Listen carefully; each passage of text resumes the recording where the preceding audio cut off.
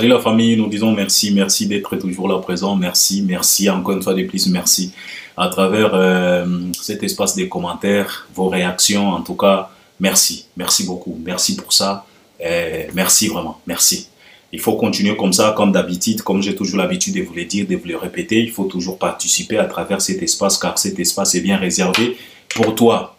Donc, si tu as quelque chose, des propositions, des questions, des suggestions, des idées, des conseils, n'hésite pas. Tu peux nous laisser même 40 commentaires, car cet espace est bien réservé pour toi. Alors, si tu n'es pas encore abonné, mais tu nous regardes, mais tu n'as pas encore pris la décision de t'abonner, je pense qu'aujourd'hui, il est temps pour que toi aussi, tu puisses prendre cette décision quand même. C'est vraiment soit décision. C'est juste en bas dans les coins. Tu cliques, tu t'abonnes, tu actives aussi la cloche de notification. Liker, partage aussi les liens, ça je te les recommande, il faut toujours penser à le faire. Partage les liens, c'est très très important pour nous. Et puis, regarde aussi nos vidéos jusqu'à la fin. Et puis, ça va te faciliter la tâche de nous donner quand même, de nous laisser un bon commentaire qui va correspondre avec tout ce qu'on va dégager ici. Donc, regarde-nous d'abord, ne te précipite pas. Cet espace de commentaires est bien réservé pour toi. Tu peux nous regarder même 2, 3 fois et puis par après, tu viens commenter après avoir mieux comprendre ce qu'on a dégagé. Donc là, tu peux nous laisser un bon commentaire qui va nous aider, et nous, et les gens qui nous suivent sur Albert Premier. Donc c'est très très important de mieux utiliser cet espace de commentaires. Cet espace, ce n'est pas l'espace de venir exposer ton impolitesse. Non, chez Albert Premier, on n'a pas besoin de ton impolitesse. Si l'éducation a raté, ce n'est pas à cause de moi, ce n'est pas de ma faute. Alors ne venez pas me verser la haine, cette rage que tu as. Cette impolitesse qu'a écopé. Et moi, je ne suis pas responsable. Donc, cet espace-là, il faut utiliser ça comme il se doit. C'est l'espace pour que toi aussi, tu puisses nous prouver, tu puisses nous montrer ta capacité de réflexion. Non.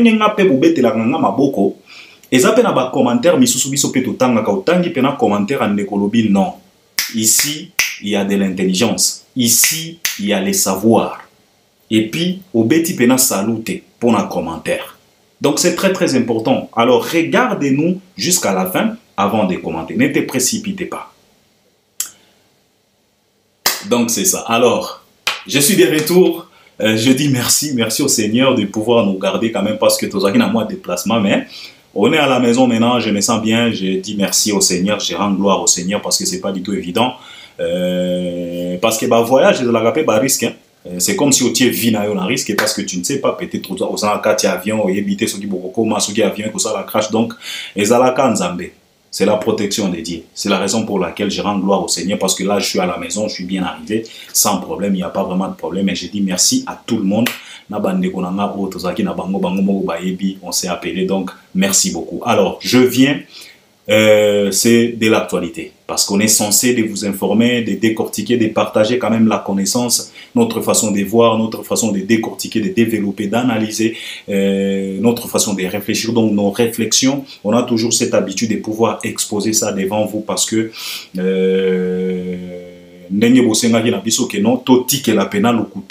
il faut quand même s'imposer pour que mur de Berlin où il y a l'Okuta et tongama na musique na biso ekoya. C'est ce qu'on est en train de faire. Barrière penser na ba soi-disant ba prétention oyo ba artiste na biso bazala kanango toza na besoin to silisa yango nyonso bango nyonso bazonga na droit chemin dans le droit. Donc na kati ya droiture dans les droits chemins. Il n'y a pas les zigzags chemins, ce n'est que du droit chemin car le droit chemin symbolise beaucoup de choses. Droit chemin symbolise la lumière, droit chemin symbolise la vérité, droit chemin symbolise la traçabilité. Alors, moi, je ne comprends pas comment est-ce que quelqu'un peut être un ennemi de la lumière. Et pourtant, Dieu lui-même, le créateur tout-puissant, quand il créait, c'est ce qu'on appelle l'obscurité qui était devant lui. Mais Dieu n'a pas été content de ça. Il a trouvé que l'obscurité... Les Arabes qui attirant ou bien attirante, c'est la raison pour laquelle Dieu a décidé, a dit non, et que la lumière fit. Lumière est là. Makambwe mona clair, to sepe là. Et to sepe là. Imaginez un peu ce qui m'a les banda kozalaka butu, molili. On pouvait s'en sortir comment? Donc la lumière est là. Il faut être fanatique de la lumière, congolais. Il faut être fanatique de la lumière. Na comprenaka te comment est-ce que communauté mobimba batu nyonso bazalaka ba fanatique ya obscurité, ya mensonge. Alors c'est l'actualité qui nous oblige, c'est la raison pour laquelle nous sommes là. Nauti ko promettre bino awa lobi na tiaki moi poste moko buinazolo ba que je vais parler na affaire oyo Kofi Omie. Je vous avais dit que na poste wana na komaki na lobi que ndenge bomoni kana komi na titre na lobaki que dire que Fally c'est Kofi Omie, c'est manquer du respect à Fally. Ce qui bozo comprendre en côté. Parce que tozo yo kalikamwana maître Manix Mutoyaki nango tozo yo kamwa elengi tozo kanisa peut-être tozo rendre moi service moko ya bien et pas Fally. Mais ce que tu pena na profondeur à makambozu pena tanayo, tu trouveras que dire que Fally c'est Kofi Omie, c'est insulter même Fally. C'est manquer même du respect à Fally. Vous allez me dire que non Albert, c'est trop dire. Non, c'est la vérité. Je ne crains personne. Nazaka na somo ya mutute, nazaka na somo ya nzambe. C'est lui qui m'a accordé le souffle de vie. Je peux avoir du respect. Mais dans mboka na biso Congo, j'ai constaté une chose. C'est comme si respect na Congo est comme un bien privé à batu moko boy. C'est ça le problème. Le respect c'est pas un bien privé à qui que ce soit. Ezalaka bien privé à mutute. Ba kiti ya ndako na yo eza ba bien privé na yo. Télévision ya ndako na yo eza bien privé na yo. Même moi si na yo azalaka bien privé na yo te. Faites attention. Parce qu'il peut y arriver un mec puissant. Azuipe moi si na yo akenaye. Alors ce qui moi si oyo obala obimisa mbongo obaki s'appelle lisusu bolingo aza bien privé na yo te. Comment voulez-vous à ce que le respect puisse être bien privé à batu moko boy? Donc vouloir ou pas on doit les respecter. Même si bazana katia logique te, même si bazana katia vérité te, même si bazana katia bozoba, jalousie, matin, midi, soir, on doit toujours les respecter. Po bango baza banane. Respect ça bien privé à motuta. Soyons sérieux. Alors toko lobela likamboana, ngana e koloba que dire que Fally c'est Kofi Omie, c'est manquer du respect à Fally. Ezane titozo la kisake Fally aza moindre. Et je vais expliquer, je vais développer ça. Je pense que si j'ai Oyoka Kandela et Kolobela. Et puis, Batoupe Balobi que non, Albert, comme tu nous as promis, émission, il faut Kolobela pe Likambo Oyo, Marius Muunga, Aena, 3 dimensions. Bon, Nakobe Tangoka vite fait, parce que na omona Likambo ya grave wana ezate. Ezaka ka batu moko boy na ebite o communauté na biso ndenge komi ko fonctionner ngana komi ko comprendre les sous-sous. C'est tellement compliqué avec notre communauté. Communauté oyo komi ko kamwisanga pena. Donc na kolobela makambo wana et puis soki ta permettre to ko toucher pe ba makambo mosusu mais na ya ki pena kolobela likambo oyo ya Fally c'est Kofi Omie. C'est minimiser un peu Fally. C'est manquer un peu du respect à Fally. Alors, on a Robana Likambo, il y a 3 dimensions, il y a Marius Muunga. Moi, je pense que Albert, au monde mini, au monde Nengeni, analyse à Marius Muunga. En tout cas, 3 dimensions, 3 dimensions, 3 dimensions. Tu sais, bon, on a évité peut-être moi, on a la dimension Nezo Kamou Sabino. Peut-être moi, on a la 3 dimensions Nezo Kamou Sabino. Et ça, le la 3D. Makambo Oyo Marius Muunga, lobi na plateau, ya Mark Tabu, na vie Adilondole. Likambo ya sika ezate. Ezana likambo moko te oyo Marius Muunga alobi na plateau wana oyo biso ba Mombaya, ba Bev, ba Demer, batu o ba averti, ba Valdi Tambwe, ba Mastor, ba Kiss Beyond, ba Didier Cherise, batu o ba averti omoni mutu peno tali oyo a raisonnaka malgré kaza congolais mais maye les visitaka ye. Ba lobaka yango tous les jours. Tolobaka yango tous les jours. Et l'eau ya sika ezate Marius Muunga kolo peut-être dimension nezo Kamou Sabino parce que na moni komi ba post na uti okoma kana ba post nini oh boye ke bo batu basiliki na ba page Facebook et tu te poses la question de savoir est-ce que batu bazalaka pena normal Marius Makamonyo so alobi tolobaka yango matin midi soir tobanda koloba yango depuis ti lelo tolobaka yango 3 dimensions au Marius Alobaka. Tolobaka yango. Est-ce que c'est la première fois boyoka que comparaison entre Falina Ferre et Zalaka comparaison à la congolaise? C'est la première fois boyoka makambo. C'est ce que Marius vient de dire dans 3 dimensions. Que dimension à Liboso, comparaison à la congolaise. Peut-être 3e dimension, dimension intellectuelle. Dimension intellectuelle, Tolobakango awa. Que à l'international, tu ne peux pas comparer Fali et Ferre. C'est le jour et la nuit. Likambwa sikao Marius Muunga alobi ezawa pe komi kotinda batu basirika. Na comprendre te na oseka batu. Eloko ya sika Marius alobi ezate. Oyo nyoso alobi soki 3 dimensions tolobaka yango matin midi soir. Comparaison ya Falina Ferre ezalaka ya Congo. Tolobaka yango tosi tolemba kutu. Biso kutu to comparaka lisusu te. Parce que Ferre, même na Braza, tu ne peux pas comparer Ferre à Fali. Braza. Soki tembe Ferre atia date na masamba de bato kende kotala.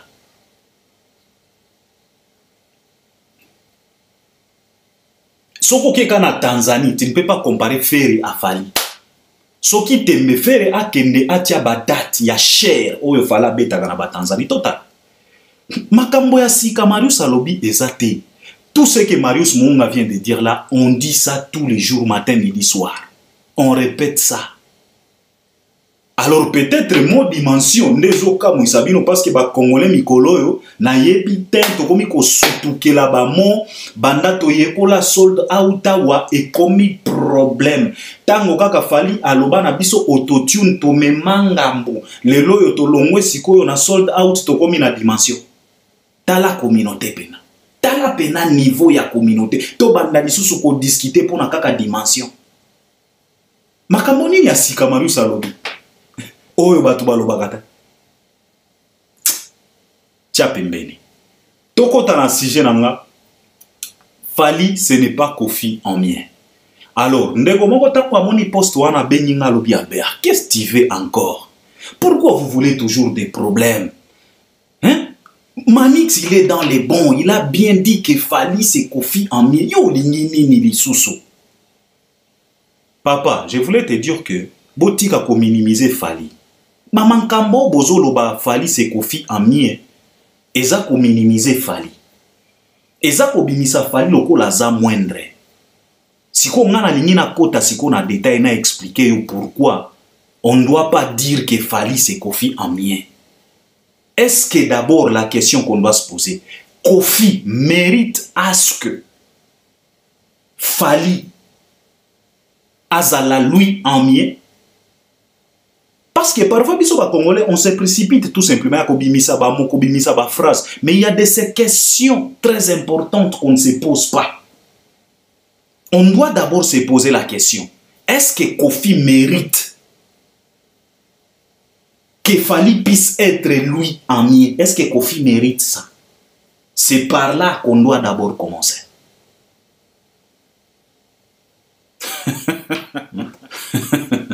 C'est ça la question qu'on doit d'abord se poser. Est-ce que le Messie là, il mérite que Fali puisse être le mien de lui?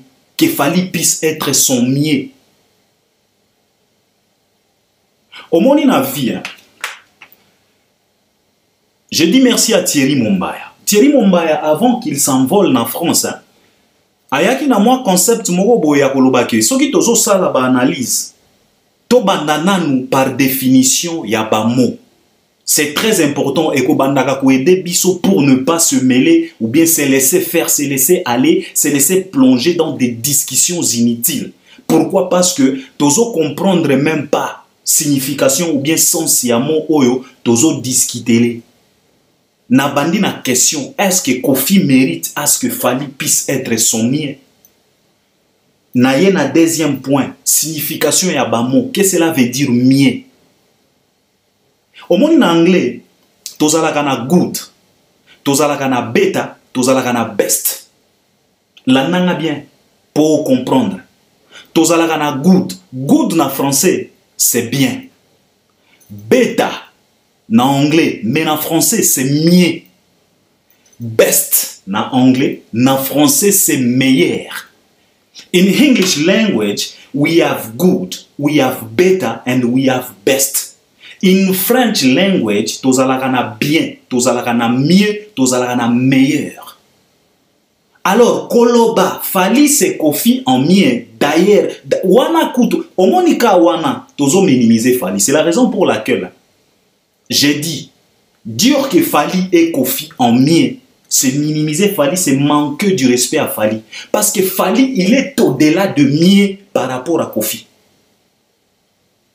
Soyons sérieux.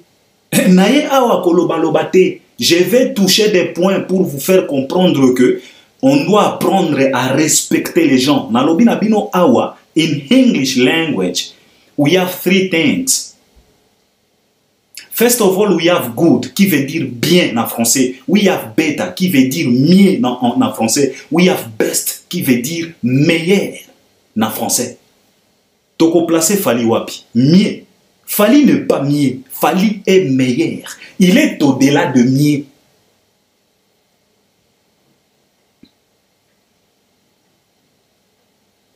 Alors, tozongi na question, est-ce que Kofi mérite que Fali puisse être son mieux? Si on a changé, est-ce que Kofi mérite à ce que Fali puisse être son meilleur? C'est là où maintenant revient la question. Yé Salani. Ata soki to tikali na concept ya mieux. Parce que awa bomonike tozana bien, tozana mieux, tozana meilleur. Donc le mieux de bien c'est mieux. Le mieux de mieux c'est meilleur. Oh là nanga bien. Cela veut dire que le mieux de bien c'est mieux. Le mieux de mieux c'est meilleur. Donc ce qui tolobi ke Fali c'est le Kofi en mieux. Donc Kofi, tozo zoye loko la bien, tozo zoye loko la bon. Donc tu dois être d'abord bon pour que mieux ezala likolo na yo. Tu dois d'abord commencer à être bon, ou bien très bon, ou bien très bien, pour que mieux eya likolo na yo. Alors on se pose la question, est-ce que Kofi est tellement bon? Nenye biso tokanisa. Pour Fali, to banda koloba ke Fali c'est le mieux de Kofi. C'est le Kofi en mieux. Est-ce que Kofi, il est tellement bon? Nenye biso ba Congolais tokanisaka. Parce que biso ba Congolais tozalaka na définition na biso. To banda koloba banda kala, o musique na biso, e banda ki kozala le number one. Number one wapi? Basala sondage wapi? Mokolo nini na Afrique oyo basala sondage po baya koloba na biso geno musique congolaise ne eza numéro 1. Wapi? Banda musique na biso ebeta na Afrique oyo tozwa trophée nini majeur avant arriver à Fali.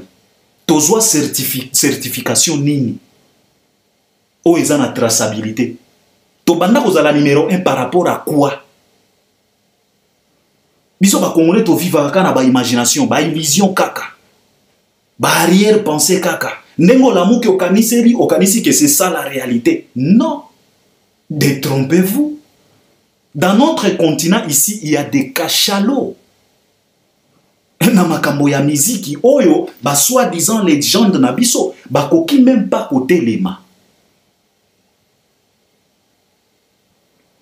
C'est par là que na coupé sabino ba exemple awa.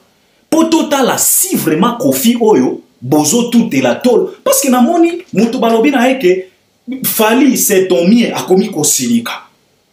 Ba pesi yo Fali a koki kozala mien na yo. Po yo ozanani, po osala nini.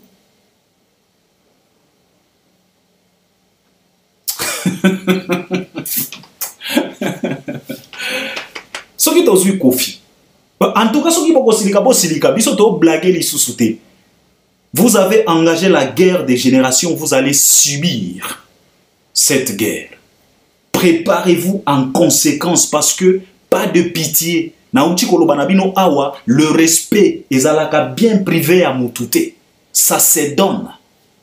Si tu donnes, on te donne. Si tu ne donnes pas, on ne te donne pas.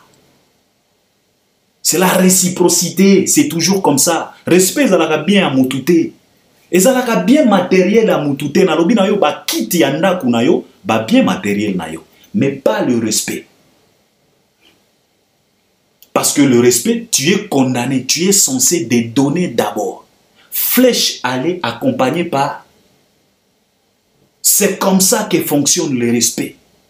Respecte-moi, je te respecte. Parce que, bino mikolo, ceux qui bozo mona que beaucoup qui jamais ko respecter génération na biso. En tout cas, oublie flèche retour pour na biso, pour na bino et kozalate. On ne doit pas. Parce que na lobi na bino awa respect za bien privé na ya mutute. Si ko soki tozui kofi o kofi to tout la katolo parce que na moni que ba pesier pouvoir ba tie na mwende ba lobi que non fali c'est ton mien a komi ko silika. Ba tu ba komi ko silika. Est-ce que vous comprendre? Est-ce que Kofi fali peut être son mien? Fali est largement au-delà. Kofi ne mérite même pas que Fali puisse être son mien. Pour Salani.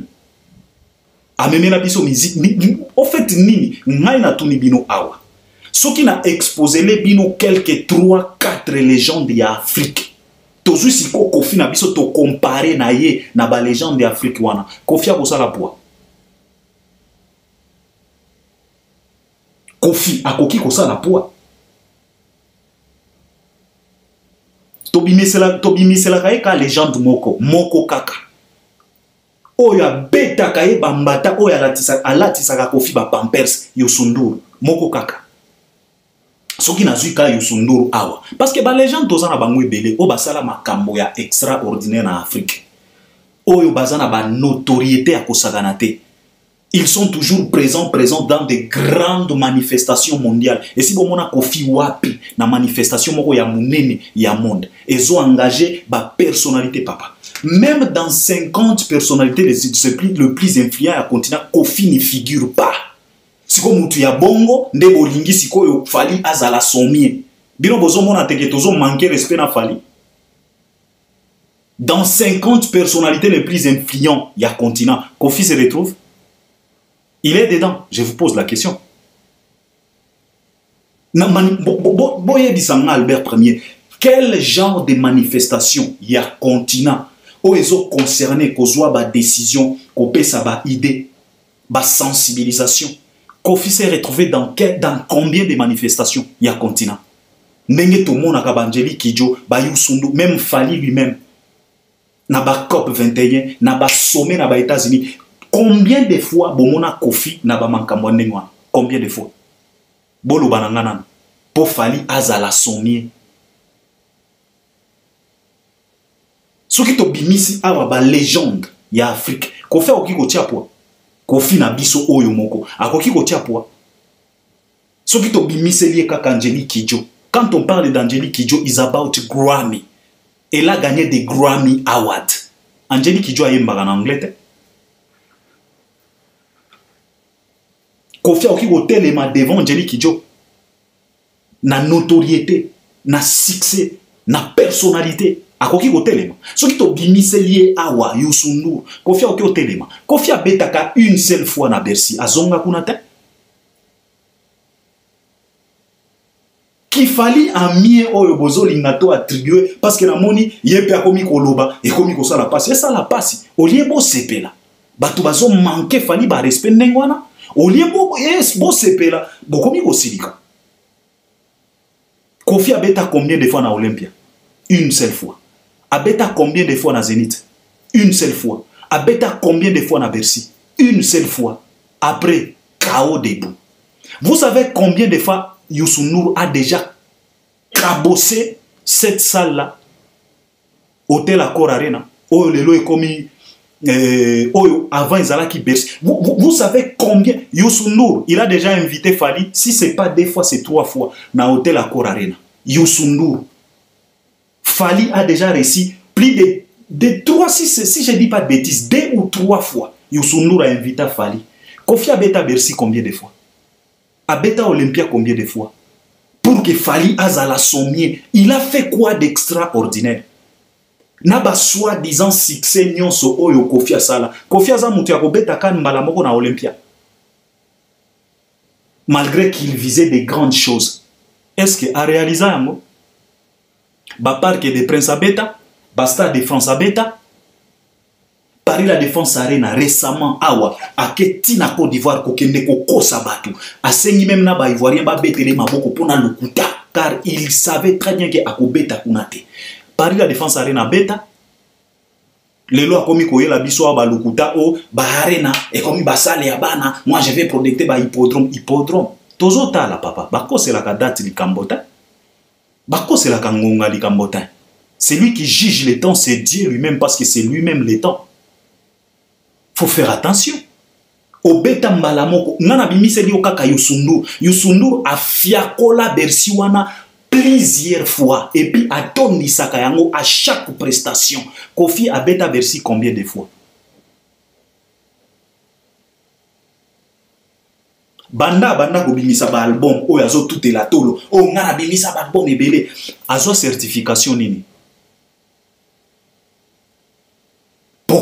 Pour Fally azala sommier. Papa, pour Fally azala tomien, il faut avoir un fisc, bouton d'or. Parce que Fally is about platinum. Fally. Ce qui tozolo bela Fally, tozolo bela disque de platine. Tozolo bela pas tout simplement or. Kofi sikoyo o bozolo bakeno Fally, c'est le Kofi en mien. Kofi azwani. Parce que na lobi na bino awa, tozana bien, tozana mieux, tozana meilleur. Si koyo Kofi oyo azata na cure d'or te ya certification o ya traçabilité et non pas ba disque d'or ya ba lukuta ba producteur kokoya kokosa batu toko calculer en gotin papa biso toza na kati ya traçabilité soki génération na bino ezaki génération à côté ka musique na marché noir et talibino ça vous regarde notre génération à nous on parle de notre génération. On parle de traçabilité, de certification, de vérification, comptabilité, bazo comptabiliser. Biso tozo lobela ba facture. Oyo ezalaka na ba TVA, oyo ezalaka na ba impôt. C'est des genres de factures qu'on parle. Biso tozo lobela te makambo ya kokende ko somba ba beloka ba occasion. Tango batuni o facture ya eloko ezape o nazana facture te na somba ki yango te. Biso tozo lobela makambo occasion te. Soki bino bosala ki musique à occasion, lelo bafali bazo sala musique à occasion te. Bafali bazo sala musique à première qualité. Musique à traçabilité, musique à ba facture avec TVA. Musique à comptabilité, musique à certification. Kofi azana combien de certifications oyo biso to yebi. Atakir d'or nas n'est pas ouate. Mais Fally, on parle maintenant de platine. Sikoyo bozolinga sikoyo mutu oyo aza même pas na bouton d'or mais bozolinga sikoyo mutu oyo aza na platine akoma sommier. Bino bozo mona te que tozo manquer Fally respect.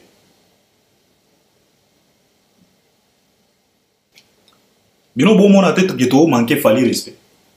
Papa, pour Fally azala tomien parce que lui on parle de platine. Il faut ozalata na moi disque d'or. Parce que na lobi na bino awa tozana bien, tozana mieux, tozana meilleur. Ce qui ozana moi disque d'or, c'est que oza mieux. Alors ton meilleur akoya na platine.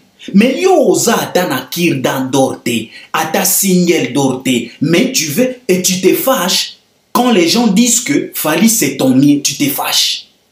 Ça te choque. Normalement il fallait bon ça la fête. Tu ne mérites pas que Fally puisse être ton mien parce que Fally est largement meilleur.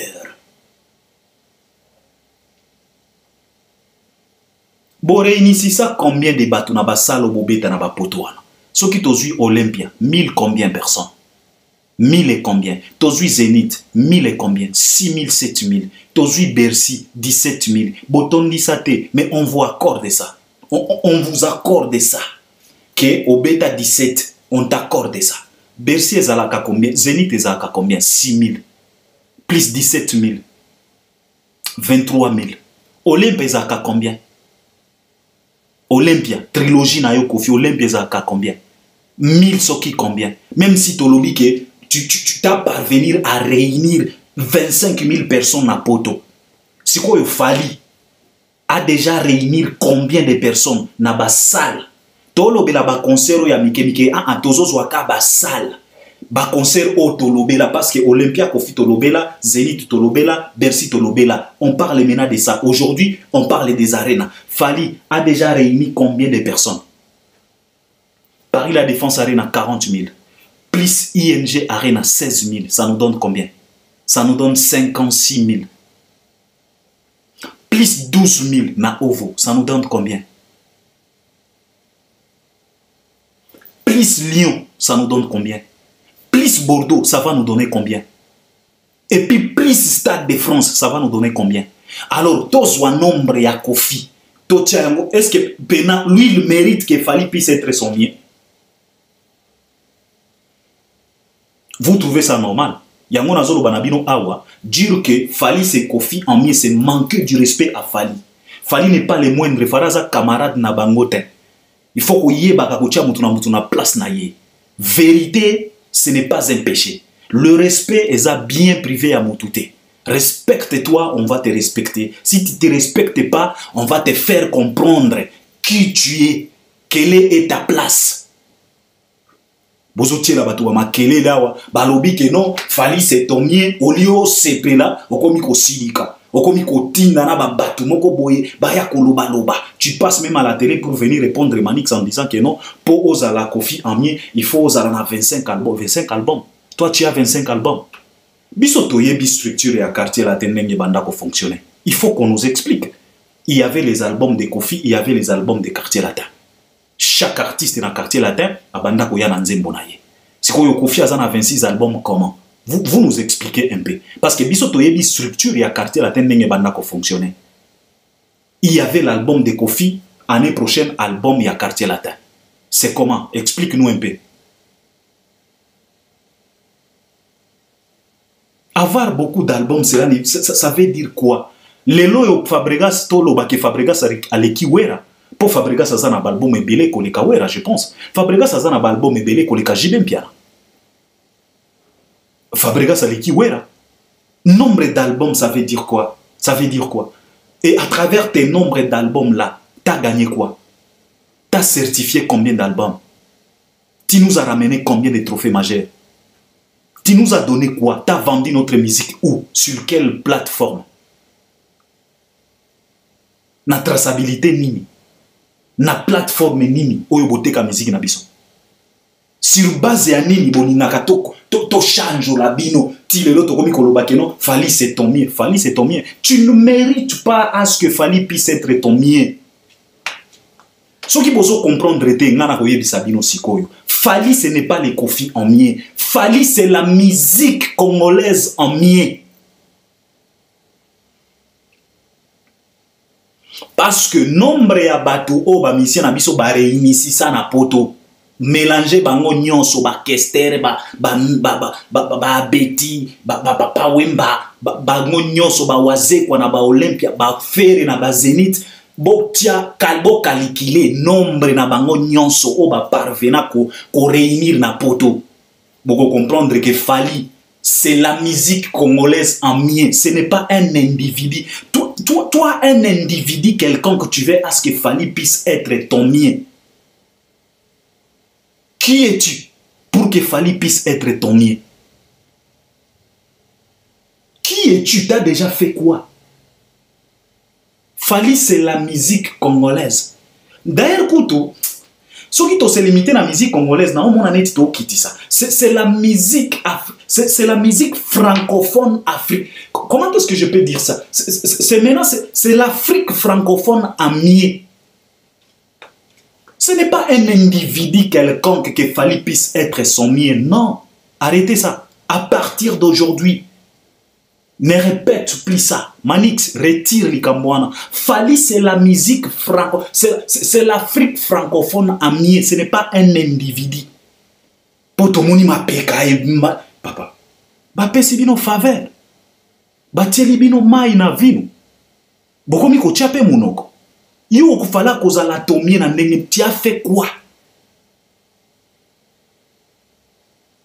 Ce qui posangisi nombre ya ba trophée oyo ba artiste na biso bazwa na Congo bango nyonso nombre ya ba trophée afale koleka bango nyonso siko yo individu moko boye okangama kaka na 4 trophées soki 4 kora tu veux à ce que un Fally qui a plus de 80 trophées majeurs puisse être ton mien et tu trouves ça normal obandi pe kosilika ish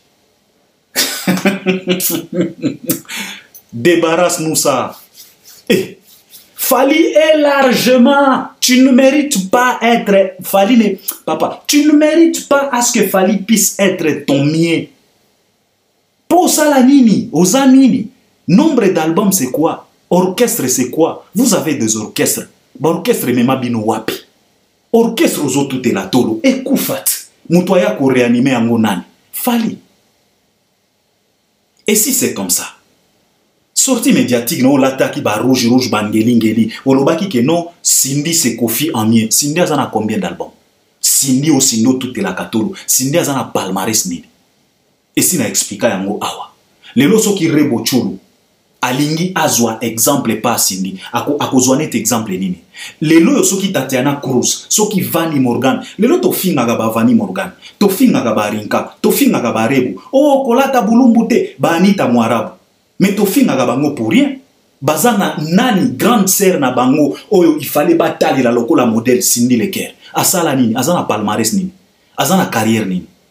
Auta Shekul Matope. Aya pona ko interpréter, ko accompagner l'album à Kofi na ba studio. Par après, aye lokola Mosali. Lokola mutu oyo azoyemba na quartier latin. Par rapport à poussa mama Alia tina porte alongola mama Alia na ndako alibala. Wana ne palmarès, wana ne carrière. Siko lelo Tatiana Cruz afandi azota la exemple à suivre Cindy Leker. Exemple nini. Exemple nini. Bino boninga kato pesa batu ba respect. Respect zalaka bien privé te. Soki to koti pena na muzindo batu lokola ba Cindy ba batu ya ko respecter te. Karma pa yembera biso Kaligula. Bolinga ki boboma karma pa. Mais makambo o karma pa yemba lelo to viva yango. Mwana yaki lokola mwana musala bokata suki bokomisa ye mwasi après ba lotoko boye kosilisa kuiti na bino epa ya mwana lelo to mona yango te lelo to mona yango sikoyo Cindy parce que olobaki que Cindy c'est Kofi en mien. Cindy azana combien d'albums po azala effectivement Cindy c'est Kofi en mien parce que bozana même bozoba. Mais Fally ne mérite pas être Kofi en mien. Fally est largement. Pour que Fally puisse être ton mien, papa, il faut bosser. Il faut nous ramener un fisc single d'or.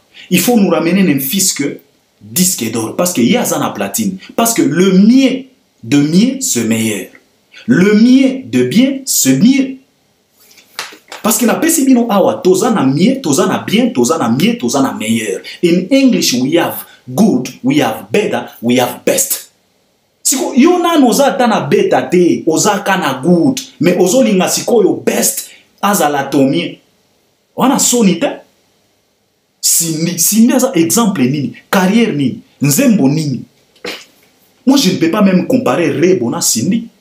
Rebo aza mwasi, aobunda.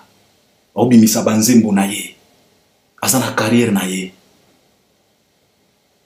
Vanny Morgan bana wana bazanga kaka batu ya komema bango po bakende ko présenter bango pa ba président ndenge o po présenter ka Cindy pa ba président po ba peso moi lo chocho. Faut nous arrêter ça. Faut nous arrêter ça. Pour que Fally puisse être ton mien, il faut total tout mon apena en tout cas lui Fally c'est son mien. Mais nenge bozawana, il n'y a pas garçon qui mérite à ce que Fally puisse être son mien. Parce que Fally est largement meilleur que vous. Bozaka kana ba niveau ya ba good, ba bien. Beaucoup même pas na niveau ya bêta, ya mieux. Vous n'êtes pas mieux, vous êtes que bon, vous êtes que bien. Alors celui-là qui est meilleur, ne pensez pas que il peut être ton mieux.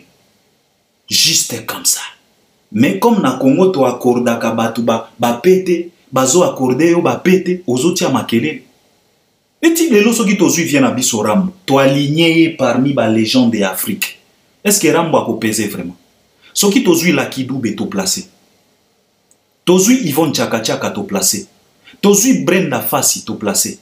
Tozui Kadjanine to placé. Tozui Youssou to placé. Tozui Angélique Kidjo to placé. Tozui Ismaëlo to placé. Tozui Salif Keita to placé. Naba légende du Misusu. Est-ce que Viera Mwa akosa la poa? Parce que wana pena génération nae. Est-ce que akosa la pena poa? Parmi ba légende. Parce que parmi ba légende on a zotanga awa ba Grammy elala. ba certification ba or elala oya biso azana nini azana nini poto pona la kisabino ke ba er mosusu botika ka ba orgueil. Est-ce que mutu lokola Koffi Olomide, si vraiment Koffi était grand pour que Fally puisse être son mien, fallait ça mutu akokende kobeta na femiwa ya salfo. Soyons quand même sérieux. To fan nanano, to tia mayele, to se concentrer, to tia logique.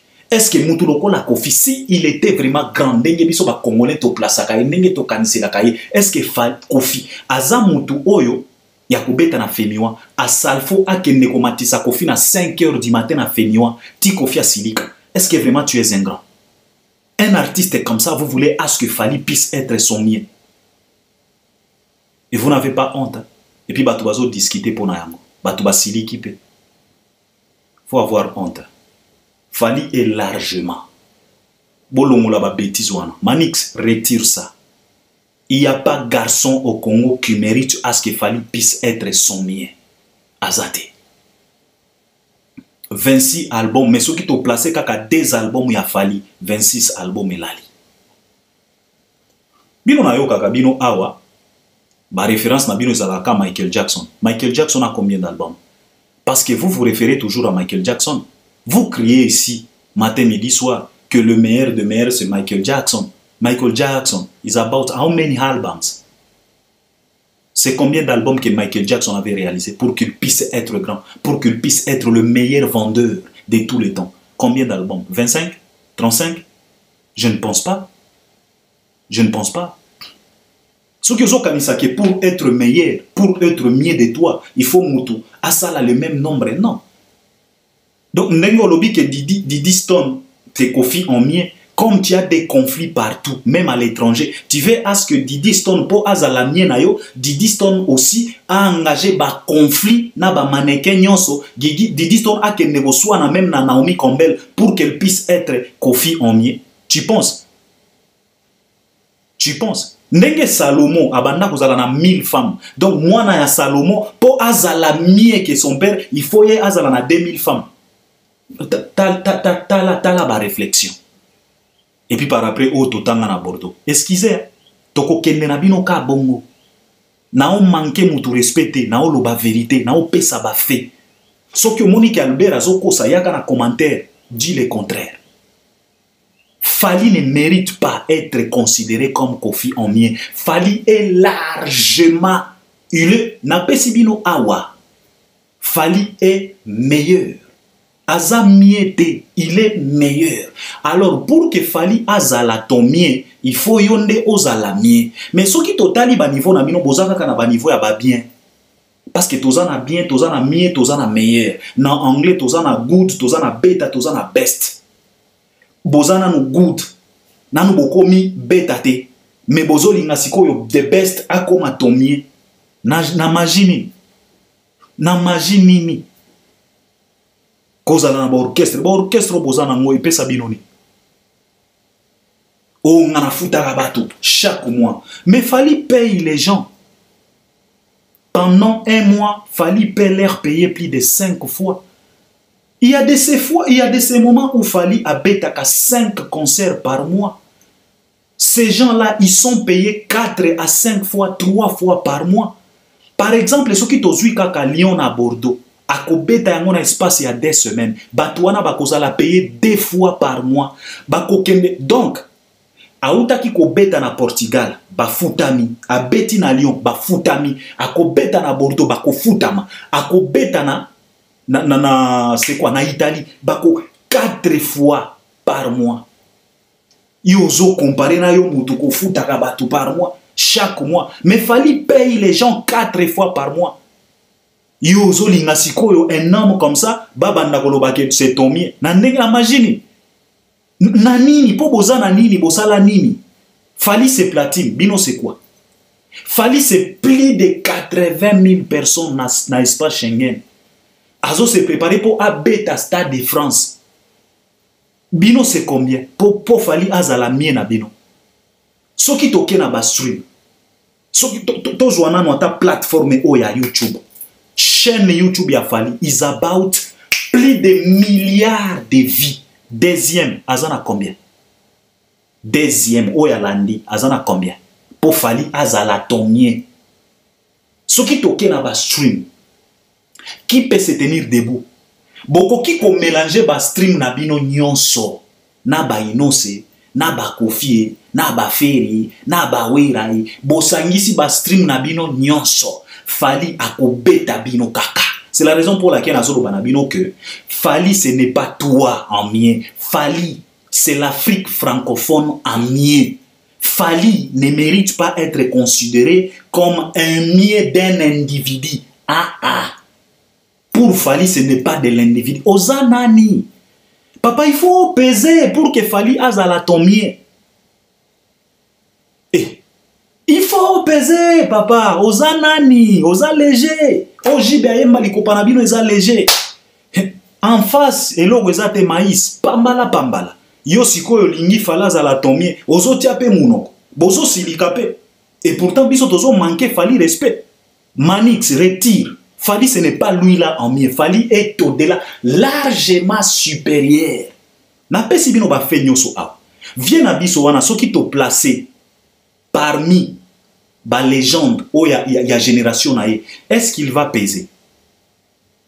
Mais les loyaux, ceux qui t'ont Fally, t'ont placé parmi batu oyo bazo sala makambo na Afrique. D'ailleurs, ceux qui t'ont placé na batu ya génération naïe, aleki bango, batu fait Sodibia, badi bench, omoni, ba P-Square, baza wapi, ba G Martins, baza wapi. Ba Benji, baza wapi. Lelo Fally komi ko bunda na babar na boy. Baza bana ya âge na yeta. Donc a fiakoli âge na ye. Soki o placé ye pe na bana oyo bazo sala makambo. Okomona ke Fally azo sala poids. Bar na boy, abeta ki na Paris la Défense Arena. Mais concert à nani et général plus de l'argent que concert à Fally. Badaju ba iba uchi kobeta awa na Afro Nation. Performance ya nani? Bomona ki Daju na les flammes. Aloba ki nini? Aloba ki nini? Daju na les flammes. Aloba ki nini? Il faut nous arrêter. Vous savez, tant équé parce que je dois partir quelque part. Je pense que je dois réaliser deuxième partie à l'émission Oyo. Pour conclure, je voulais tout simplement vous dire que pour que Fally azala ton mien, il faut que tu le mérites. Ce n'est pas comme ça dans les au hasard. Nakatia bas sentiment à la congolaise. Toya kolobakeno, Fally c'est kingani en mien. Non, non, non, non. Wana tokomi ko manquer respect na Fally. Pour Fally azala ton mien. Yela biso nanu ata single d'or certifié na Snap. Wana ezaka devoir ya moke ona pesi. Na tiki ma devoir nyonso na lobi kaka yela biso nanu single d'or certifié na Snap. Wana neto ko banda discussion que si réellement Fally est ton mien. Sinon, Fally ce n'est pas un individu en mien. Fally c'est l'Afrique francophone. C'est l'Afrique francophone en mien. C'est de ça qu'il s'agit. Botiki la biso ba bêtise. On est ensemble. Fally va jouer à Bordeaux les 13. Aujourd'hui, nous sommes les 10. Les 10 juillet, il nous reste que 2-3 jours. Donc, ba Warrior et à Bordeaux, biso na Lyon, to sepela ki tro. Biso to zala na Bordeaux te donc, oeza tourna bino. Donc, je pense que on est ensemble. To ya kolobela yango à la prochaine. Merci beaucoup. Je pense que o landinga très bien. Soki o monique na zoko ça. Participe dans les commentaires. Prouve-nous le contraire. Si vraiment il y a un garçon au Congo qui mérite à ce que Fally puisse être son mien. Si vraiment il y a un individu qui mérite à ce que Fally puisse être son mien au Congo. Si vraiment il y en a. Prouve-moi le contraire. On est ensemble. Merci beaucoup.